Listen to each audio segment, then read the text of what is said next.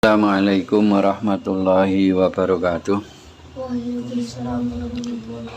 Alhamdulillah kita sudah menyelesaikan pelajaran membaca Al-Quran.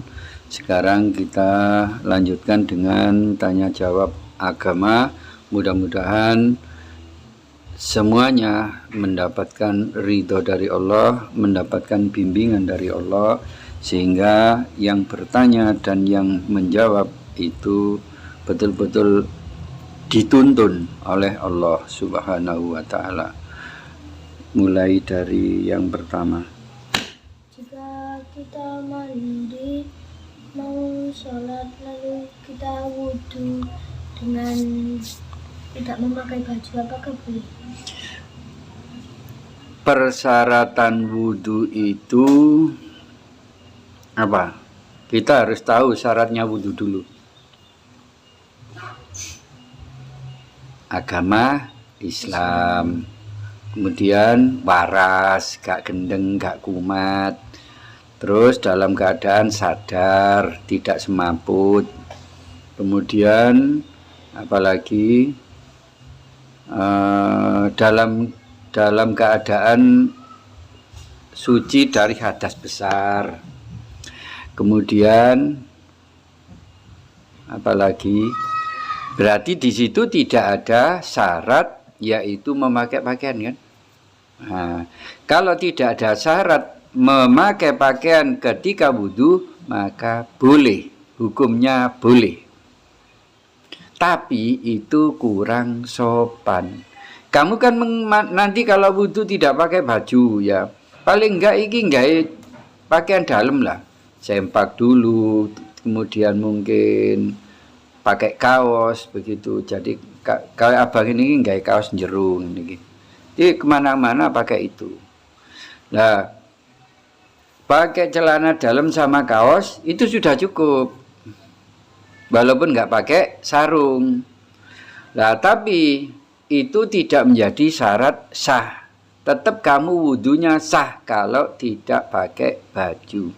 Hanya saja gak enek toto kromoni, karena kamu nanti menyebut asma Allah, nawaitu wudu'a li raf'il hadasil asghar lillahi ta'ala. Ono lillahi ta'ala.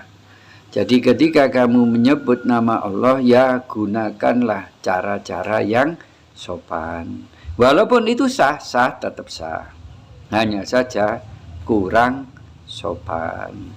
Itu banyak hal ya, seperti tidur kamu kepala ada di selatan, ada di timur, ada di barat. Oke, tidak apa-apa. Tapi kan agama mengajarkan kepala di utara, kayak orang mati. Orang mati apa? Kepalanya di utara, terus kakinya di selatan kan, orang mati dikuburnya kan begitu. Nah, apakah boleh di timur, di barat, selatan? Boleh. Hanya saja agama mengajarkan, gitu loh. Agama mengajarkan kalau yang baik itu kepalanya di utara, miring nindi tangane sing tengen ngono. Sehingga kalau nindi tangane sing tengen kan turunnya gak suwe-suwe. Kan mesti kemeng geringgingen toh. Nah, gak suwe-suwe. Artinya apa? Kalau nggak lama-lama kamu tidur, kamu akan bangun, kemudian wudhu, terus sholat. Gitu loh maksudnya. Tapi seandainya jatah tidurmu itu 4 jam, 5 jam, 6 jam semalam, ya wis, gak iso kamu tidur sambil di mangku nindi tangan, karena nggak mungkin. Kamu paling suwe setengah jam ayo kemeng wisan iki. Paling suwe setengah jam wis kemeng tangane. Kadik nekuk gini kan. Nah. Itu untuk tidur setelah tahajud. Tidur menghadap ke utara, terus nindi tangan. Itu yang dilakukan Rasulullah agar sebentar tidurnya, kemudian geringgingen, tangani kemeng, terus sholat subuh. Begitu loh maksudnya.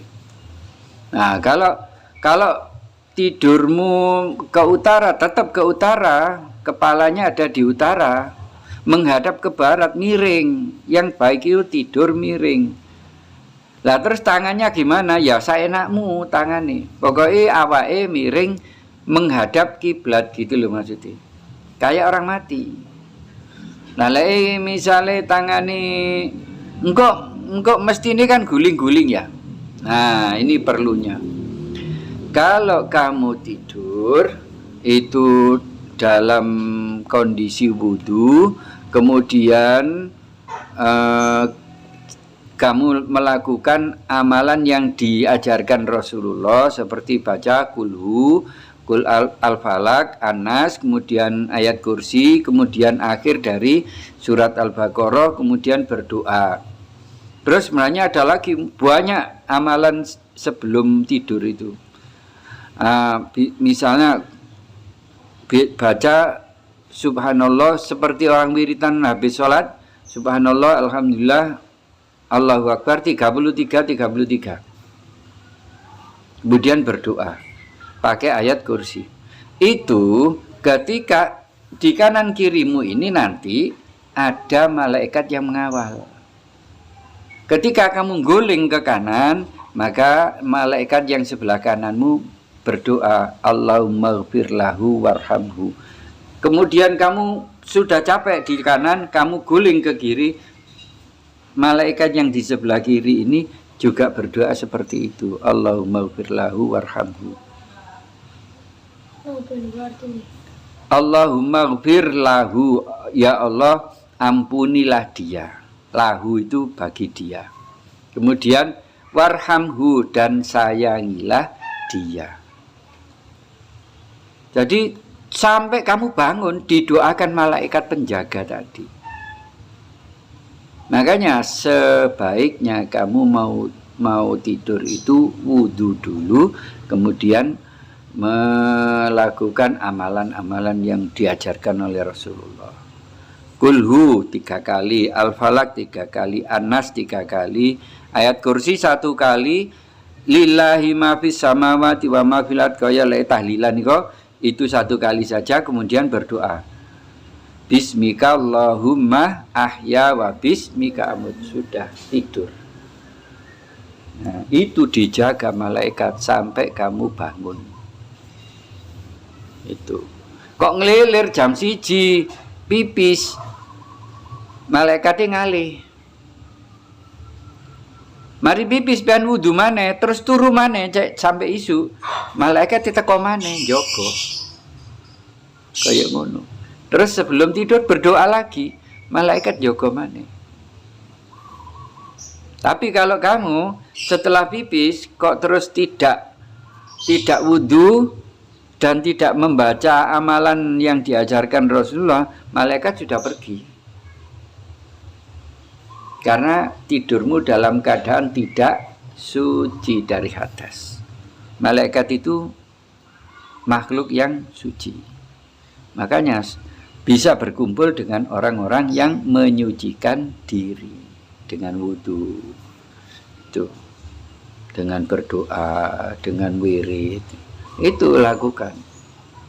Nah, itu saja dengan kesadaran. Kemudian kamu bangun apa doanya bangun? Alhamdulillahilladzi ahyana ba'dama amatana wa ilaihin nusur. Alhamdulillahi, segala puji bagi dia, bagi Allah. Alhamdulillahi, bagi Allah. Pujian itu hanya milik Allah. Awak dhewe iki gak berhak mendapatkan pujian. Di alam, mikure gantenge rek, mikure pintere, enggak berhak kita. Kembalikan lagi, alhamdulillah, Allah yang paling berhak mendapatkan pujian, bukan kita. Kita ini apa? Enggak bisa apa-apa kok. Lah terus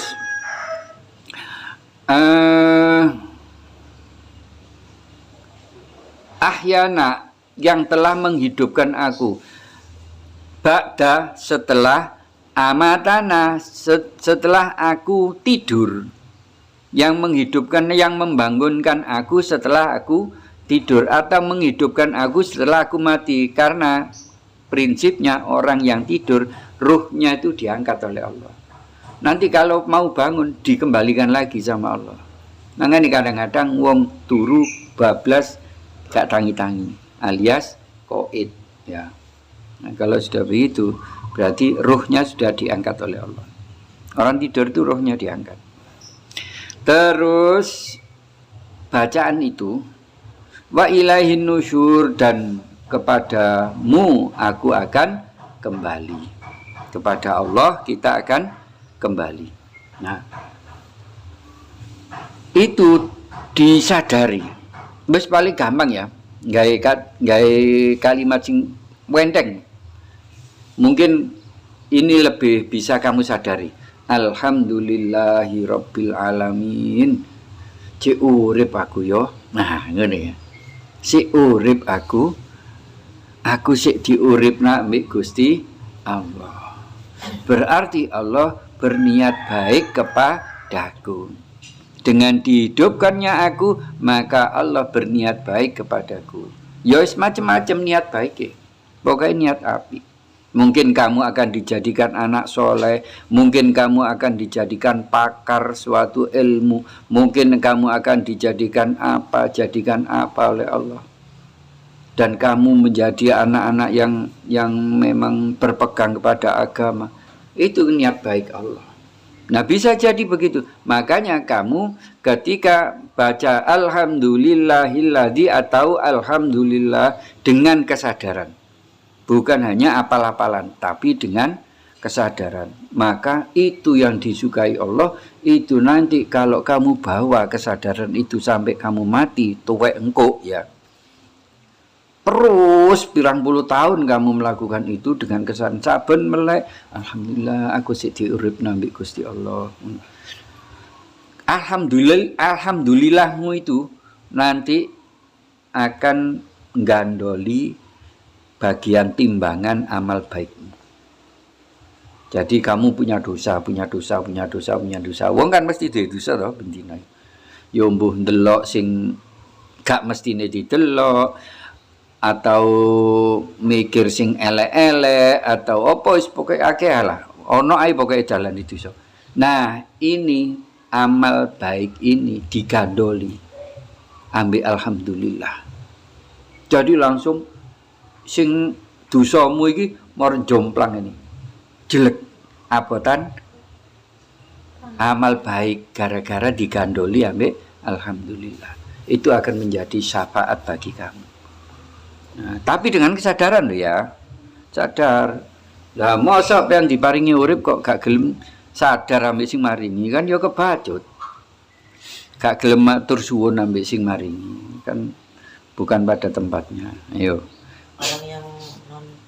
Orang non Islam yang masuk neraka apakah selamanya ada di dalam neraka? Ya. Orang yang masuk neraka itu ada dua. Yang satu orang Islam tapi ndablek, ya, nakal, bahasa agamanya fasik. Islam tapi nyolongan, Islam tapi apa itu nganuan tonggo, Islam tapi suka ngerasani, Islam tapi suka ngilokno wong, suka ngamuan, Islam tapi medit, Islam tapi sombong, Islam tapi lah itu bisa diharapkan untuk masih masuk surga. Namanya Islam berarti dia masih punya iman. Nah, kalau orang itu punya kesadaran satu kali saja, kesadaran itu cukup bagi Allah untuk mengampuni dosanya atau meringankan siksanya. Kesadarannya kayak gini. Ya Allah, cek api ya Gusti Allah golek gawe. Nah, utawa pas oleh rezeki, matur nuwun Gusti, kula diparingi rezeki sing kathah, matur nuwun Gusti. Itu dengan kesadaran, bukan hanya apal-apalan alhamdulillah, gak ngono tok, tapi betul-betul keluar dari hati kata-kata itu. Walaupun itu tidak keluar ke mulut, tapi dirasakan ya Allah, matur nuwun Gusti, aku diselametno. Coba aku gak diselamet ambek Gusti Allah, mang mesti aku lak tubrukan utawa ditubruk arek iku mang arek ugal-ugalan. Nah, aku hati-hati tapi kono sing ugal-ugalan. Nah, itu kan karena diselamatkan oleh Allah gitu. Nah, kesadaran itu walaupun sekali apalagi berkali-kali itu akan bisa menyelamatkan kamu, akan bisa menjadi syafaat bagi kamu untuk terhindar dari api neraka. Karena Allah suka sekali kepada orang yang sadar. Ada hadis Rasulullah yang mengatakan ada orang yang 60 tahun beribadah, tapi enggak ono sing diterima salate. Salat 60 tahun tapi enggak diterima salate. Kenapa? Karena salatnya tidak sesuai dengan aturane Gusti Allah dan aturane Kanjeng Nabi. Salat buat cepet-cepetan. Terus hatinya ngelamun kemana-mana.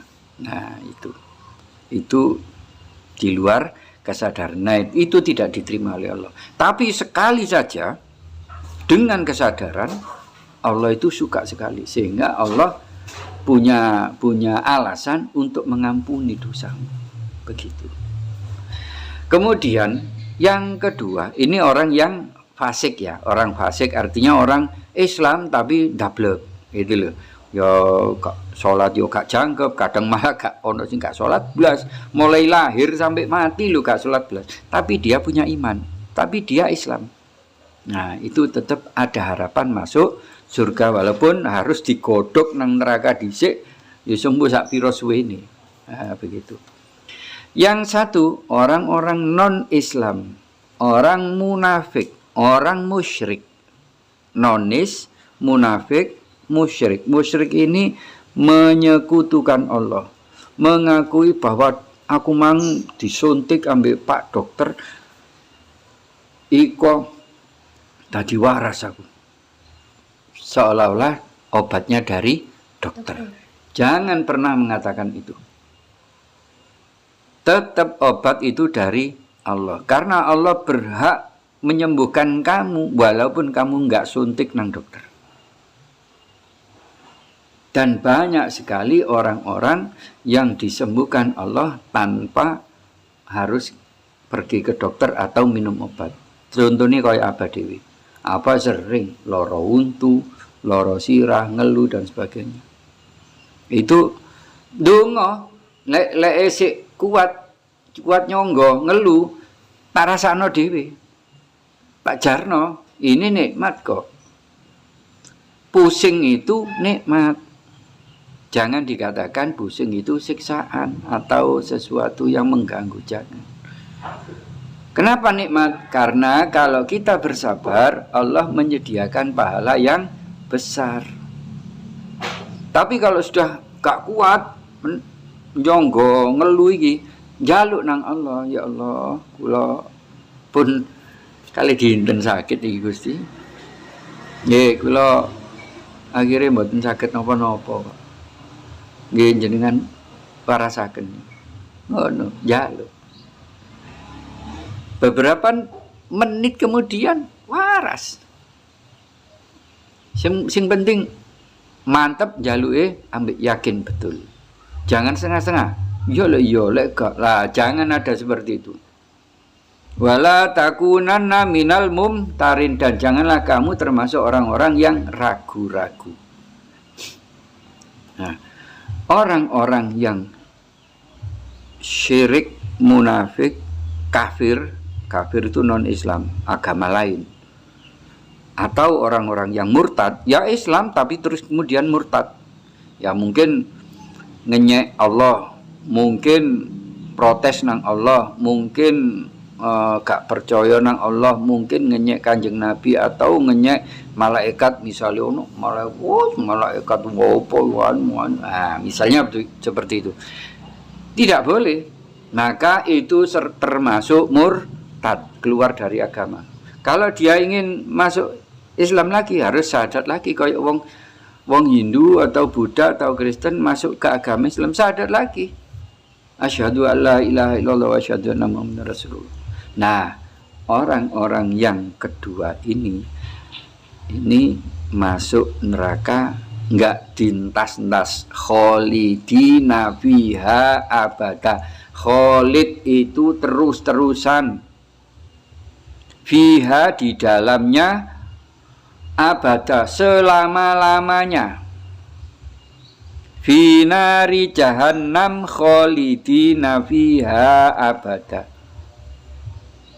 Di dalam neraka jahanam kholidina terus menerus di dalamnya dan selama-lamanya. Jadi nggak dintas, nggak ada syafaat bagi 3 golongan ini. Orang yang musyrik, munafik, dan agama lain. Wong lek gak sholat barang, tetap nanti insya Allah kalau selama dia sampai matinya itu Islam, punya iman, tetap akan diampuni atau diangkat ke surga. Tapi yang ngono dosa niku kudu dintekno dhisik nang jero neraka. Ya sembuh dikapakno mbek malaikat iki. Ya anjup-anjupno mbok disikar bareng. Wong ana siksaan itu yang digeraji mulai kepala ini langsung terbelah 2 awake. Kemudian tubuhnya dibakar demikian rupa oleh api kaya apa rasane. Mari ngono ajur diwutuhno neh kaya ngono neh. Digeraji dibaca del enak mati langsung ya. Gak kerasa digeraji alon-alon ya apa tuh coba rasane. Ana maneh sing kukune iku kuku kita kok belum ya. Ini enggak nanti dia di neraka itu kukune iki diganti dari besi. Kukumu itu diganti dari besi. Mari ngono iki dikukur nang lincip-lincip kukur nang sampai dagingnya mengelupas.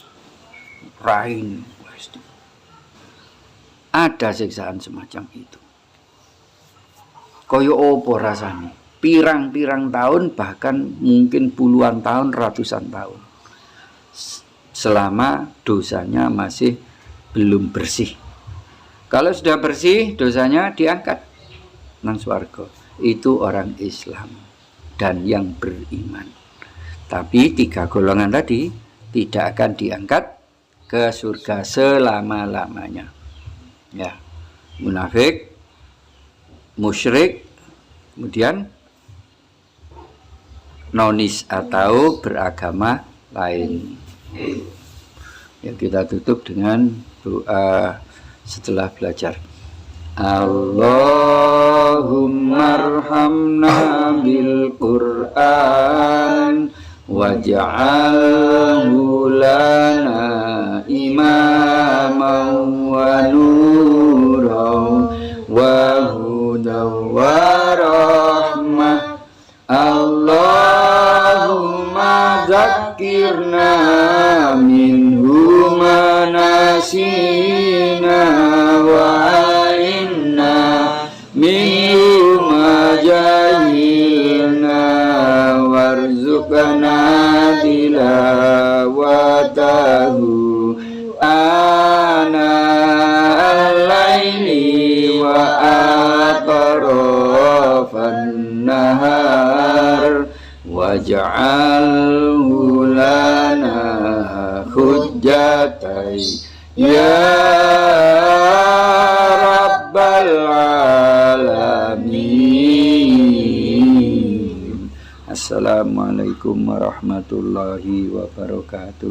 Waalaikumsalam warahmatullahi wabarakatuh. Allahumma sholli ala sayyidina Muhammad